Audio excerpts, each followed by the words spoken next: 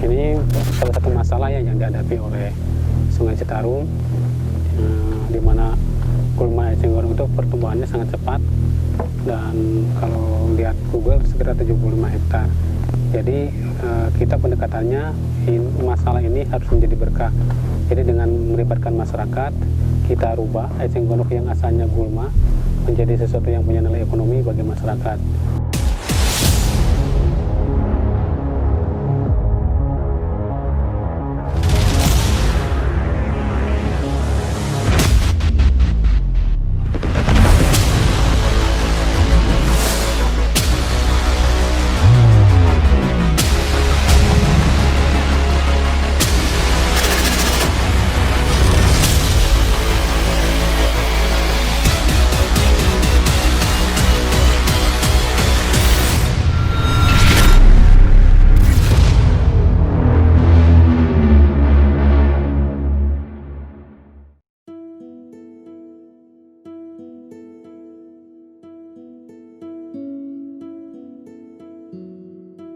Lautan eceng gondok memenuhi sebagian permukaan Waduk Saguling di Kampung Babakan Cianjur, Cihamplas, Kabupaten Bandung Barat, Jawa Barat. Sampai hari ini sedikit sekali yang peduli dengan gulma eceng gondok yang mengancam keberadaan PLTA Saguling yang memasok listrik PLN untuk Jawa dan Bali.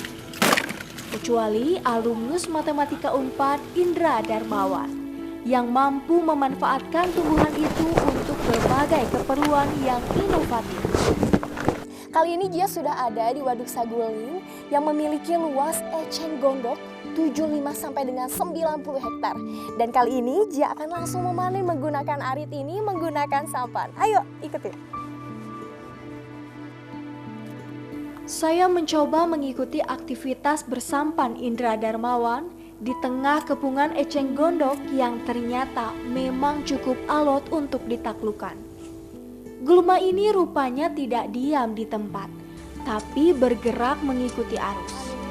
Indra yang tinggal di pinggir Waduk Saguling sejak lahir, paham betul bagaimana karakteristik eceng gondok. Bahkan ia pula lah yang mengembangkan konsep pengolahan eceng gondok nirlimbah atau zero waste. Kami membuat eceng gondok itu menjadi aneka kerajinan, bukan saja kerajinan dalam bentuk tas, meja, kursi, atau meubilar dan yang lainnya, tapi kami juga memanfaatkan gulma eceng gondok ini menjadi media tanam seperti ini untuk aquaponik, dan akarnya seperti ini juga buat aquaponik, sehingga seluruh dari elemen eceng gondok itu baik dari akar, batang maupun daun semua termanfaatkan. Akarnya jadi media tanam, batang yang masih basahnya menjadi media tanam buat aquaponik, sementara batang yang panjang seperti ini nanti kita jemur menjadi aneka kerajinan seperti tas, kursi dan sebagainya. Meski nampak nyaman dan bisa menjadi objek wisata, lokasi eceng gondok ini sebenarnya cukup berbahaya dan agak menyeramkan. Indra bercerita, ia sering menemukan mayat yang hanyut dan nyangkut di tempat ini.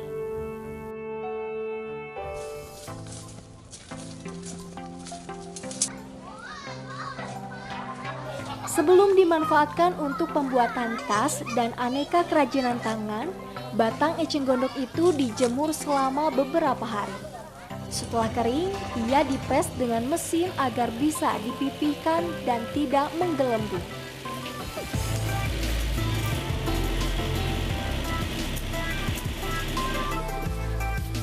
Indra membina sejumlah ibu-ibu tetangganya untuk menjadi pengrajin eceng gondok.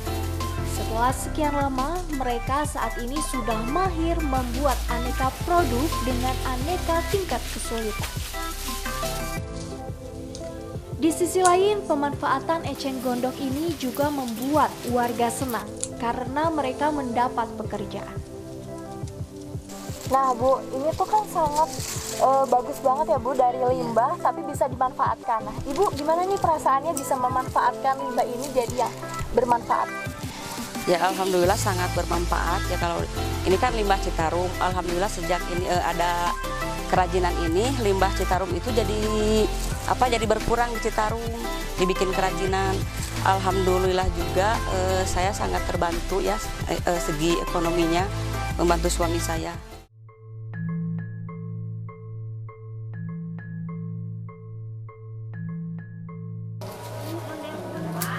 Karena menerapkan konsep zero waste, Indra tidak membuang percuma limbah kerajinan eceng gondok, tapi memanfaatkannya untuk pembuatan asap cair.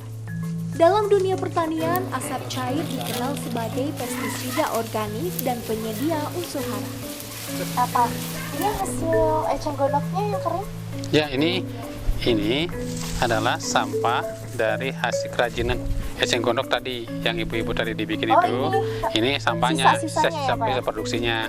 Sisa-sisa produksi ini tidak kita buang, tapi kita manfaatkan menjadi nanti asap cair sama briket eceng gondok dengan menggunakan mesin pirolisis namanya.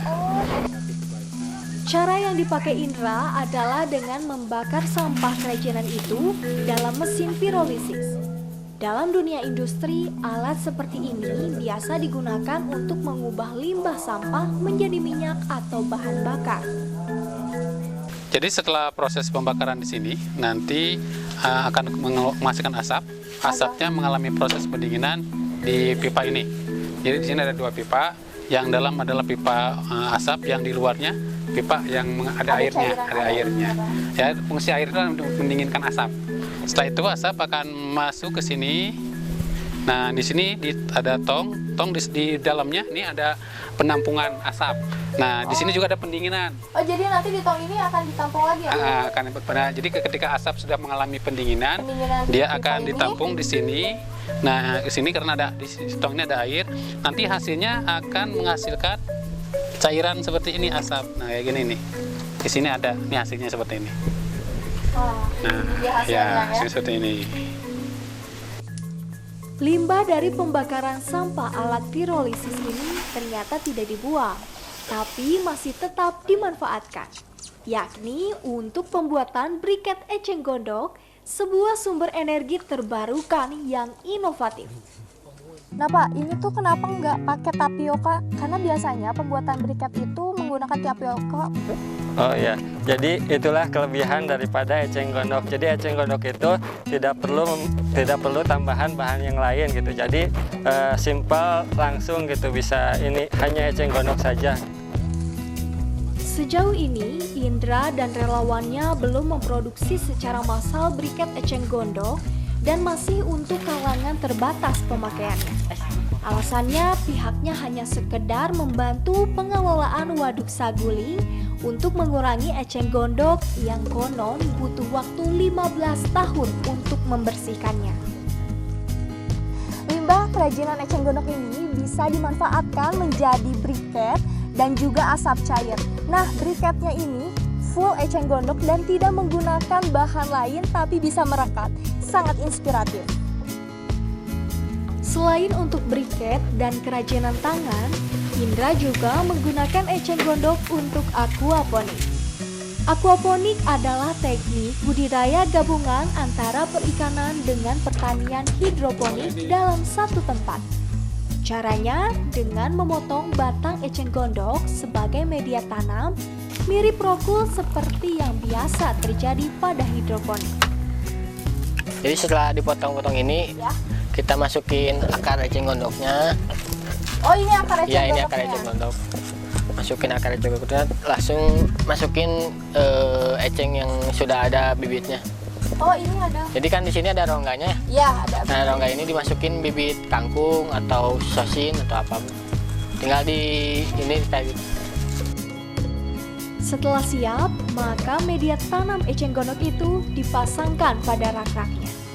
Dalam dunia pertanian, aquaponik memang bukan barang baru.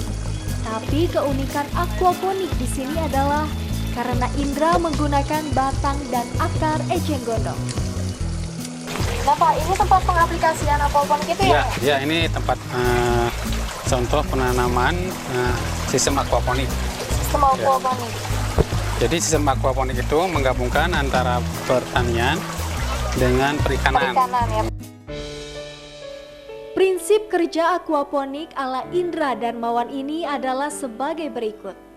Pertama kali, pompa akuarium yang ada di dalam kolam ikan memompa air ke dalam tandon atau tong air. Dalam tong ini terdapat rumah bakteri dari botol plastik bekas yang berfungsi sebagai penyaring air. Kemudian, air yang sudah bersih itu dialirkan ke seluruh jaringan paralon untuk menyuplai nutrisi pada tanaman. Jadilah air itu berputar terus dari bawah ke atas dan sebaliknya, dari atas ke bawah secara kontinu. Aquaponik ini tidak memerlukan pupuk karena nutrisi tanaman sudah tercukupi dari kotoran ikan yang diberi pakan dengan pelet. Fenomenal! Dengan aquaponik ini tidak hanya sayur mayur saja yang bisa ditanam, tapi juga padi pun bisa tumbuh subur, sehingga bisa mendukung ketahanan pangan karena bisa ditanam di mana saja. Dari eceng gondok bisa menghasilkan kerajinan tangan, asap cair, dan juga briket. Dan salah satunya yang sangat menarik adalah aquaponik yang bisa menunjang ketahanan pangan. Sangat inspiratif. Sekitar 7 km dari rumah Indra Darmawan, genangan limbah plastik memenuhi cekungan Sungai Citarum di Cihampelas, Bandung Barat.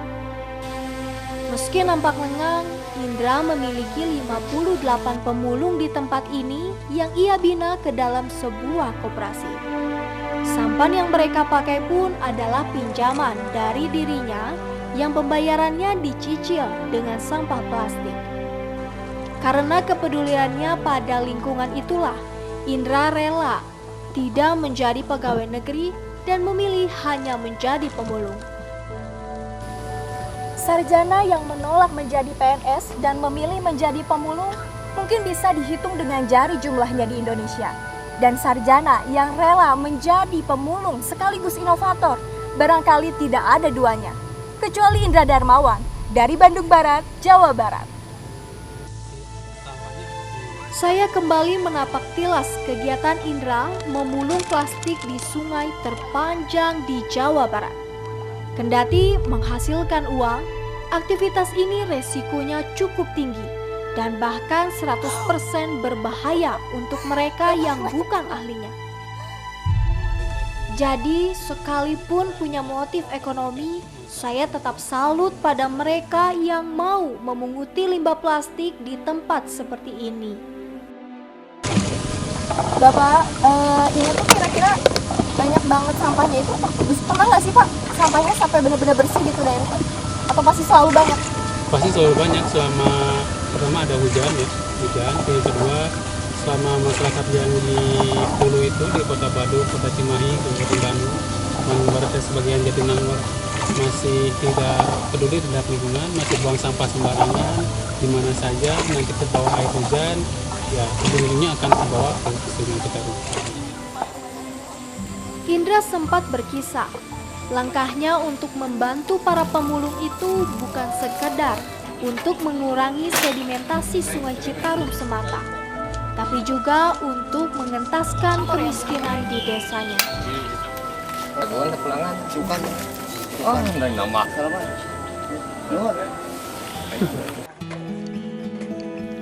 Selain koperasi pemulung dan pinjaman perahu, Indra juga membuat gerakan infak sampah di kampungnya.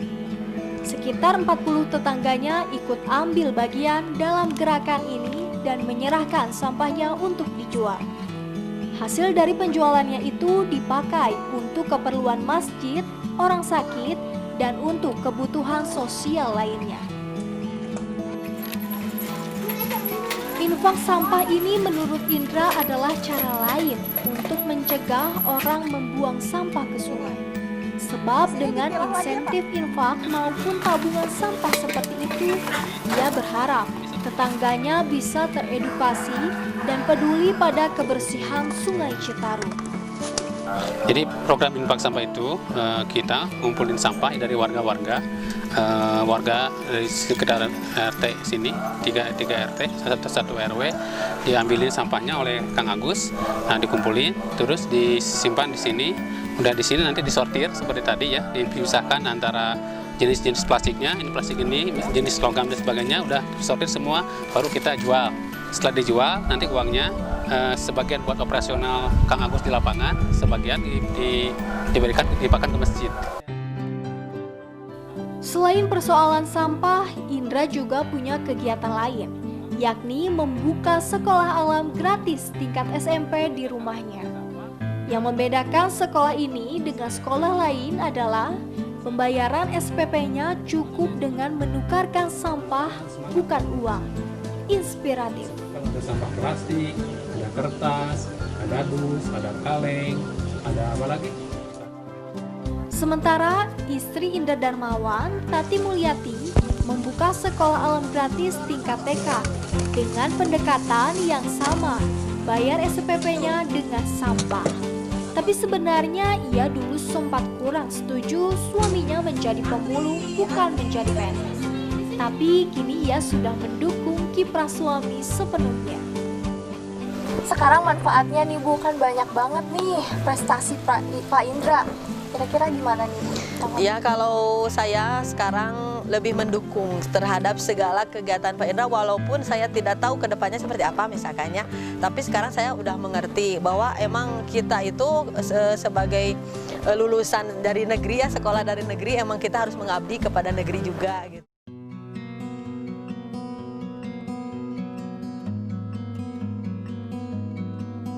Di luar eceng gondok, sampah plastik, dan juga sekolah alam, Indra masih memiliki inspirasi lainnya, yakni hutan komunitas. Berlokasi di pinggir Sungai Citarum, hutan komunitas seluas 4 hektar ini ia bangun untuk mendukung konservasi alam dengan tanaman keras. Karena niatnya untuk berbagi, maka siapapun boleh mengambil manfaat dari hutan ini. Fenomenal. Nah Pak, kenapa ini namanya hutan komunitas? Jadi hutan ini adalah hutan milik Yayasan Bening Saguling, di mana lahannya adalah milik Indonesia Power, tapi kita garap, kita tanamin pohon-pohon keras yang tujuannya ada 2. Pertama untuk melestarikan Sungai Citarum, di mana dengan adanya hutan sepanjang sepadan Sungai Citarum itu, maka akan mengurangi sedimen yang masuk ke Sungai Citarum, maka akan mengurangi pendangkalan. Yang keduanya adalah pemberdayaan. Karena di hutan ini nanti dikembangkan yang namanya eduwisata dan ekowisata Citarum. Sehingga kita akan ajak masyarakat itu bermain di hutan dan melihat Sungai Citarum. Jadi menghadap Citarum, bukan membelakangi Citarum. Upaya Indra menghijaukan kawasan sampah dan sungai ini direspon banyak pihak, khususnya komunitas kehutanan di Jawa Barat. Contohnya para mahasiswa UNWIM Sumedang. Mereka rela datang dari jauh dengan membawa pohon untuk ditanam di hutan komunitas milik Indra. Sebagaimana Indra, aksi para mahasiswa ini murni sosial dan tidak ada kaitannya dengan nilai akademis ataupun SKS. Kalau selama ini kita nanam buah-buahan sama bambu di sini. Pertama, bambu itu manfaatnya bagus untuk sekitar dan lingkungan. Pertama, bisa menyerap air lebih jernih lagi. Kedua, kita yang buah-buahan itu bisa memberikan manfaat buat masyarakat. Sesuai disiplin ilmunya, Indra melakukan kiprah sosialnya itu dengan pendekatan matematis. Namun bukan logika matematika semata, melainkan lebih ke filosofinya. Menurutnya, jika kita suka berbagi, maka Allah akan mengkalikan harta kita berlipat-lipat. Bapak 3 anak itu bahkan sudah membuktikan ia bisa bertahan selama ini meski tak menjadi pegawai. Pak, apa yang dimaksud dengan matematika pemulung? Jadi kita mengambil konsep matematika pemulung itu adalah matematika dibagi 2 ya. Matematika itu adalah logika dengan filosofis. Di dalam logika 2 tambah 2 sama dengan 4, atau 4 dikurangi 2 sama dengan 2. Tetapi kita melihat ada filosofisnya. Itu tadi kalau lawannya kali adalah bagi, lawannya bagi adalah kali, lawannya kurang adalah jumlah. Artinya kalau kita misalnya punya harta, terus kita bagi sama sesama, maka lawannya nanti insya Allah akan dikalikan oleh Allah apa yang kita bagikan. Kalau kita mengurangi apa yang kita punya, entah itu ilmu, entah itu harta, maka insya Allah akan dijumlahkan apa yang kita kurangi tadi.